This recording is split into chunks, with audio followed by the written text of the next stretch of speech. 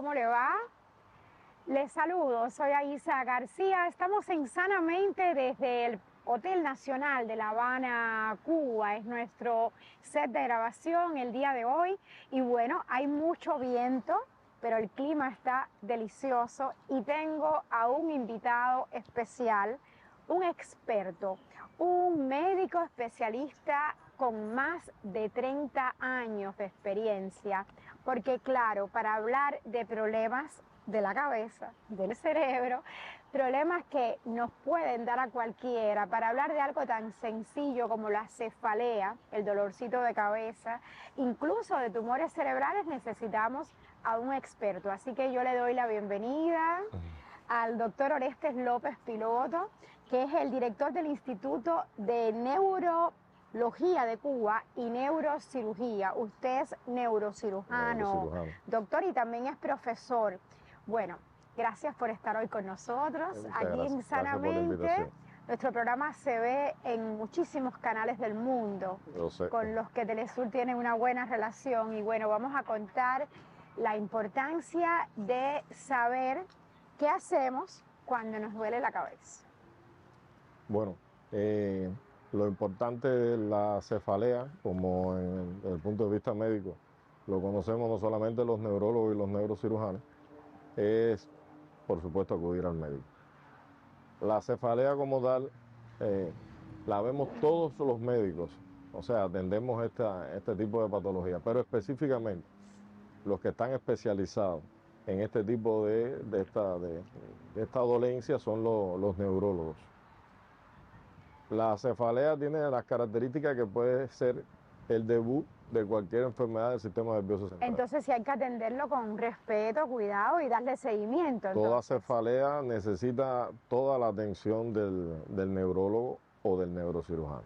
Hay consultas especializadas para cefalea, porque una de las causas más frecuentes por la que van al neurólogo es por la cefalea vascular, que bueno, que la población la conoce como la cefalea migrañosa, como la migraña, la jaqueca, que tanto molesta a las personas y que son uno de los grandes dolores que en un momento determinado puede sufrir el ser humano, y tiene sus clasificaciones específicas y tiene sus tratamientos específicos, porque no siempre que se tiene cefalea o es por algo malo dentro de la cabeza, por un tumor o por alguna alteración. ¿Puede ser por cansancio también? Puede ser por estrés, puede ser una cefalea tensional, pero todas tienen un tratamiento específico, pero tiene que estar bien identificado por el neurólogo para que en un momento determinado pueda tomar la conducta adecuada, porque no todas se tratan igual. ¿Y cómo distinguimos una cefalea por estrés o una cefalea a la cual hay que tenerle mucho cuidado?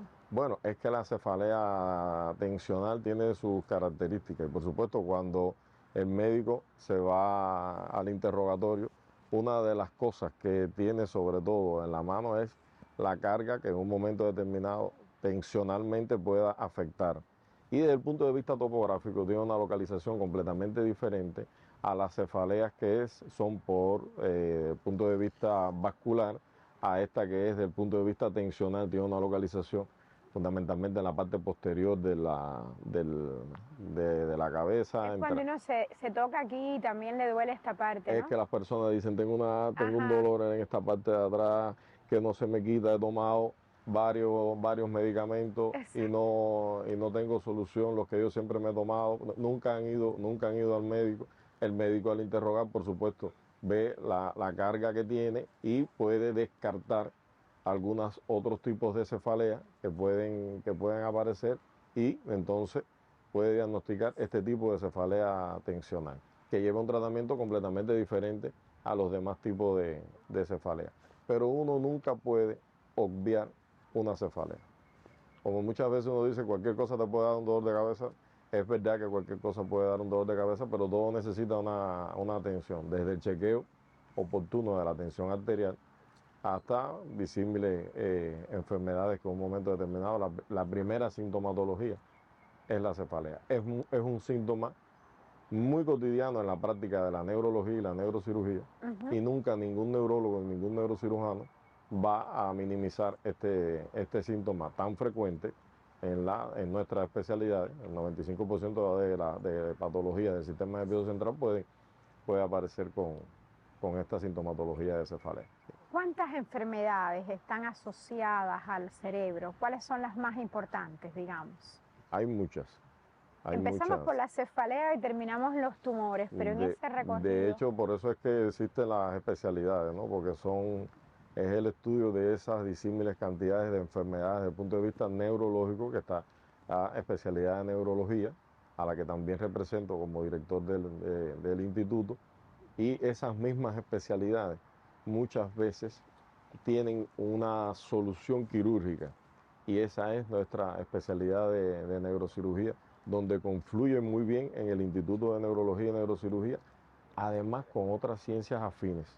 Por eso se plantea que nuestro hospital es el centro rector de las dos especialidades y el fundador de las neurociencias en Cuba. Doctor, ¿y estas enfermedades se diagnostican después que ustedes ven una tomografía? Bueno, lo primero que hace todo neurólogo y todo médico de forma general es, sobre las bases que tiene la medicina, es por supuesto el interrogatorio del paciente, la inspección y el examen neurológico. Es crucial en nuestro hospital el examen neurológico.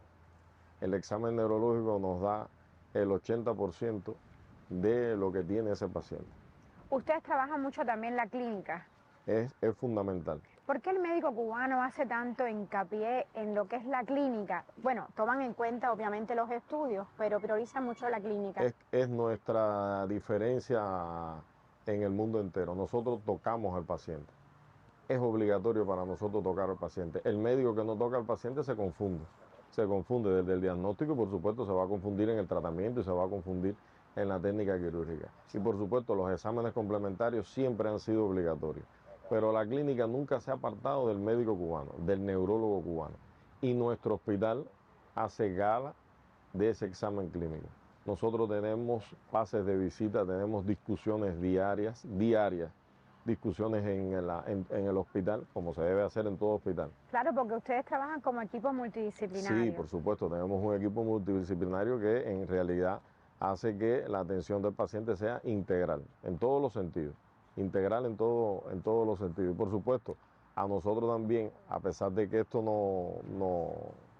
nos ayuda mucho, tenemos una tecnología instalada de primer mundo en el Instituto de Neurología y Neurocirugía que hace que podamos afrontar muchos diagnósticos difíciles que se hacen en nuestro hospital y también muchas intervenciones quirúrgicas complejas que está diseñado el hospital desde el punto de vista tecnológico para poderlas realizar. De todas las enfermedades neurológicas, ¿cuáles son operables? Bueno, hay muchas enfermedades que son remediables desde el punto de vista quirúrgico. Hay enfermedades puramente neurológicas que no se pueden operar y que evidentemente el tratamiento es puramente médico. Hay muchos de esos tratamientos que no son curativos, que son paliativos y que se diagnostican, no son tan frecuentes, pero en realidad sucede. Ahora me viene a la mente enfermedades como la esclerosis múltiple. Interesante. La esclerosis múltiple es una enfermedad que tiene muchos ensayos clínicos en el mundo y en Cuba también, que no tiene una solución definitiva, pero sí tiene un tratamiento paliativo para las crisis en la que se desenvuelve. Recuerdo como tal unas enfermedades que es tan complejas y tan debilitante y que es mortal, que es la esclerosis lateral amiotrófica. La esclerosis lateral amiotrófica. Esa no tiene vuelta para atrás. Esa es una enfermedad que hasta el momento no tiene una curación, ni tampoco desde el punto de vista quirúrgico. Bueno, para nosotros es obvio por cómo se desarrollan las enfermedades, ¿no? Pero bueno, no tiene esa solución. Pero bueno, sí hay otras enfermedades que sí tienen solución quirúrgica, como los tumores cerebrales, que tienen solución quirúrgica. No todos los tumores cerebrales pueden operarse. Hay tumores cerebrales que no son accesibles por la profundidad en que se localizan. Y pueden ser incluso tumores cerebrales que sean benignos, pero por su profundidad en el cerebro hay zonas en las que no podemos todavía... Ni con cirugía esterotáxica. Ni con cirugía esterotáxica. Hay zonas que son en extremos elocuentes, como el tálamo, que podemos tener malformaciones arteriovenosas, podemos tener tumores cerebrales que infiltran o que salen de esta estructura como el tálamo y no podemos abordarla desde el punto de vista quirúrgico porque la profundidad donde está y el daño que vamos a provocar por lo que representa el tálamo para el cuerpo humano es preferible no abordar. Tenemos otras vías en que sí podemos llegar desde el punto de vista vascular a otras patologías que no sean tumorales e incluso que puedan ser talámicas a pesar del riesgo. Muy bien, con esta precisión yo le pido que hagamos una breve pausa aquí en Sanamente para luego ir a otros temas de la neurocirugía. Okay. Así que atentos, ya regresamos en breve con el doctor Orestes López Piloto, quien es el director del Instituto de Neurología y Neurocirugía de Cuba. Atentos.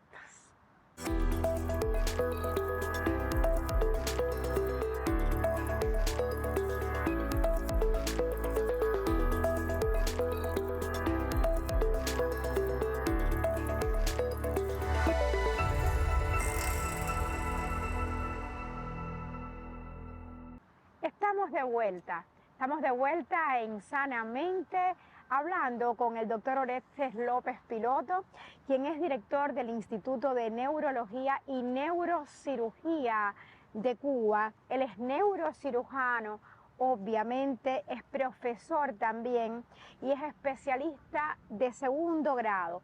Y bueno, decíamos también que usted tenía más de 30 años de experiencia y yo le quiero preguntar, profesor, ¿cuál es la experiencia más tremenda que ha tenido en la que ha dicho, ay, ¿por qué escogí ser médico neurocirujano?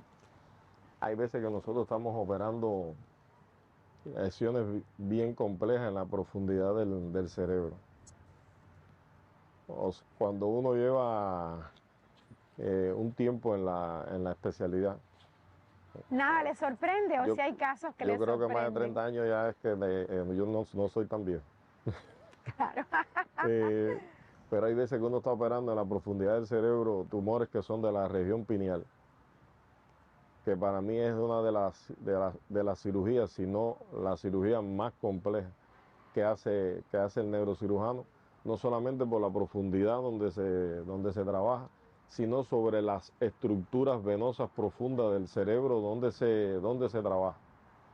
Y una vez cuando está ahí, yo hablo con mi colega de equipo, la doctora Liz Mari, que es además la jefa de servicio del Instituto de Neurología y Neurocirugía, y yo le digo, ¿y por qué nosotros no cogimos otra especialidad? ¿Por qué tenemos que estar tan profundo, tan tenso? Porque la tensión con que se trabaja en esa profundidad es grande. La pineal es una estructura bien profunda, muy importante. Ahí no te puedes equivocar. Ahí no puede haber equivocaciones. En esa cirugía no puede haber equivocación porque la equivocación irremediablemente nos lleva a la muerte del paciente. Desde la posición con que se opera el paciente ya es riesgosa. Es verdad que la especialidad de neurocirugía atañe mucho riesgo y mucha tensión, no solamente desde el punto de vista físico, sino también desde el punto de vista psicológico, psíquico, claro, intelectual, por la tensión que hay sobre esta cirugía. Ahí se trabaja de manera milimétrica, supongo. Se trabaja de forma milimétrica y precisa, porque todas las estructuras que están alrededor de esa región son elocuentes. No puede haber un desliz que en un momento determinado pueda dañar al paciente. Hay que ser muy preciso en esa cirugía. Y hay otras cirugías también que también abordamos por vía mínimamente invasiva. O sea, estos tumores de la región pineal, nosotros lo abordamos por vía mínimamente invasiva, o sea, por vía endoscópica. ¿Tardan mucho los pacientes en recuperarse? Los pacientes no. O sea, los pacientes tienen una recuperación normal, pero cuando uno la compara con el abordaje microquirúrgico, o sea, que hacíamos con microscopio, desde el punto de vista ergonométrico para el neurocirujano es mucho mejor. Tan sencillo de que con el microscopio operas a una distancia con las manos extendidas y con el endoscopio puedes operar mucho mejor, tienes más tolerancia al tiempo para operar, las cirugías son más rápidas, el gasto energético para el cirujano es menor y eso es importante, el desgaste físico que se tiene durante esta cirugía. ¿Cuánto puede durar una cirugía de esas? Una cirugía de esta puede durar alrededor de 8 o 9 horas, puede durar ¿Tienen ustedes los cirujanos que tener muy buena columna? Tienen que tener muy buena columna y muy buena preparación física porque claro, se pueden cansar y hay cosas desde el punto de vista fisiológico que durante el acto quirúrgico no podemos hacer. Porque no se pueden detener, es un proceso continuo. No nos podemos detener y además la concentración que se tiene durante el proceder, el cerebro de forma genial lo inhibe para que pueda concentrarse en esto. Hay veces que yo tengo fotos que salimos del salón de operaciones y los felos y los residentes nos dicen, vamos a tirarnos una foto, bueno, estamos llenos de sudor, a pesar de que el aire acondicionado es óptimo y que tenemos todas las cosas, pero internamente es muy tenso esta Hay un cirugía. desgaste definitivamente bastante grande. Hay un desgaste muy grande, sí. Cuando te descubren una patología como un tumor, ¿cuánto tiempo puede esperar el paciente en ser operado? Bueno, hay diferentes tipos de tumores, porque por lo general los tumores del sistema nervioso central, o sea, hay benignos y malignos. A nosotros los que más nos apura son los malignos. Esos tumores malignos, una vez que son diagnosticados, que debutan con cefalea, siempre debutan con cefalea, siempre ese paciente va a tener en un grado mayor o menor el síntoma de cefalea, que en dependencia del crecimiento del tumor, sea maligno o benigno, pero los benignos tienen un lento crecimiento, o sea, se acomoda esa... ¿Y puedes vivir con uno benigno? Sí se puede vivir con uno benigno por muchos años. Por muchos años. Hay tumores como los meningiomas intracraneales que crecen alrededor de entre de 15 a 20 años que te empiezan a dar los primeros síntomas. ¿Y cuáles son esos síntomas? Esos síntomas pueden ser sensitivos como la cefalea o pueden ser ya los deficitarios en dependencia de la localización que tenga el tumor o irritativos. Los irritativos pueden ser convulsiones. ¿Y cuáles son los deficitarios? Y los deficitarios pueden que sea algún déficit motor, personas que empiecen con debilidad para mover una parte del cuerpo o algo de la cara o la pierna. Esos son los síntomas deficitarios, irritativos y bueno, sensitivos que en un momento determinado pueden ser la forma de presentación de un tumor cerebral. Pero los tumores benignos sí hay que operarlos, en dependencia de la accesibilidad que tiene y la complejidad, que no todos siempre son igual. ¿Qué pasa cuando hay un tumor maligno?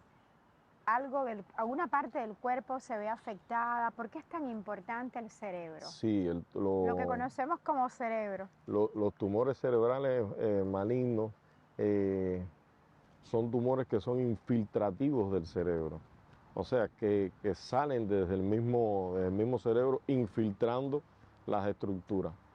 Y en dependencia de donde sea su localización, así va a ser la sintomatología. Nosotros tenemos áreas elocuentes, todo en el cerebro es cruzado. O sea, que lo que movemos con el lado derecho, o sea, la parte mandatoria del cerebro es la izquierda.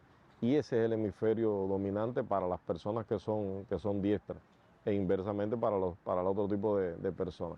Y eso es ya un grado de elocuencia que nosotros vemos con el cerebro, más otras zonas en el cerebro específicas que son áreas elocuentes como el área motora, el área sensitiva, son áreas muy elocuentes en ambos hemisferios. Y también el área del lenguaje que siempre va a estar en el área dominante del cerebro. Eso nosotros tenemos que tenerlo en cuenta a la hora de abordar un tipo de tumor cerebral. De todos los tumores del cuerpo humano, los tumores del sistema nervioso central representan el 1% del problema de salud. Quiere decir que cuando uno lo ve de forma macro, no es un gran problema. pero sin embargo, a pesar de que son el 1%, son los tumores más invalidantes.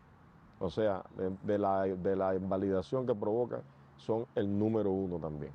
Lo más importante es la cirugía. Tratar de lograr en la cirugía la máxima resección de ese tumor para que todo el tratamiento que venga después, o sea, sea mejor tolerado, como la quimioterapia, la radioterapia, el tratamiento con inmunoterapia, incluso vacunas que en un momento determinado se pueda hacer. Acá en nuestro país muchas veces nos golpea el cumplimiento de ese tipo de tratamiento ¿De qué estamos por hablando? cuestiones por cuestiones propias del bloqueo. O sea, nosotros tenemos que buscar opciones con la quimioterapia, porque aunque no esté prohibido por ley la venta a Cuba de medicamentos quimioterápicos como la temozolomida, que es específico para este tipo de tumor del sistema nervioso central como el glioblastoma, las transacciones bancarias, los impedimentos de compra de este medicamento, hace de que Cuba no pueda tener dentro de su cuadro para el tratamiento con quimioterapia este medicamento tan importante que es el que ha logrado la sobrevida de estos pacientes de 12 a 15 meses y que a los 2 años el 26%, ni siquiera para los niños. Nosotros tratamos de guiar esa cirugía y que esa cirugía sea efectiva y que sea sobre todo funcional para los pacientes y nos apoyamos en la cirugía fluoroguiada. Nosotros guiamos nuestra cirugía de este tipo de tumor con fluoroceína sódica, que es un medicamento que es bastante barato en el mercado internacional comparado con otros colorantes que se pueden utilizar en el mundo que son mucho más caros y son muy efectivos porque la interfase entre tumor tejido sano es muy difícil cuando uno está trabajando en el cerebro poderla diferenciar. Y la funcionabilidad radica en poder colorear ese tumor y poderlo resecar. Y por supuesto, si no tenemos la temozolomida, claro, tenemos otras opciones terapéuticas que no son 100% efectivas como la temozolomida, pero esa es parte de nuestra resiliencia. Y le damos tratamiento con procarbazina, con vincristina, con cisplastino a estos pacientes y tienen una sobrevida, si en el mundo es de 12 a 15 meses, en Cuba hay una sobrevida de 9 a 12 meses. Bastante. Y a los 2 años nosotros tenemos una sobrevida del 20% de estos pacientes. Y con el tratamiento esta terapia de Stuck, que es lo que le hablaba de la temozolomida y la radioterapia y la cirugía, o sea, tienen 26% a los 2 años. Porque nos concentramos mucho en lo más importante que es la cirugía. Y por supuesto tenemos nuestros medicamentos de nuestras empresas, que es como el Nimotuzumab, que es un anticuerpo monoclonal cubano, que lo utilizamos en todos los pacientes con tumores cerebrales de este tipo, de los glioblastomas. Y es un tipo de inmunoterapia, el Nimotuzumab, que actúa fundamentalmente sobre el factor de crecimiento epidérmico y en concordancia con la cirugía, con la radioterapia y el anticuerpo monoclonal, o sea, logramos en un momento determinado de que el tumor no crezca. Los tumores cerebrales muchas veces cuando nosotros lo explicamos desde el punto de vista docente, le decimos cuando está creciendo en varias fases en el ciclo celular. Nosotros decimos como la hierba, cuando usted ve la hierba, usted ve que hay algunas que están creciendo, así mismo crece el tumor cerebral en varias fases. Cuando nosotros operamos, o sea, es como todo se va a empezar a crecer al mismo tiempo, por un periodo de tiempo. Y en ese periodo, entonces tenemos que aplicar la radio y tenemos que aplicar nuestro anticuerpo monoclonal, que es muy efectivo y es un arma muy fuerte para nosotros los neurocirujanos cubanos acá en el país.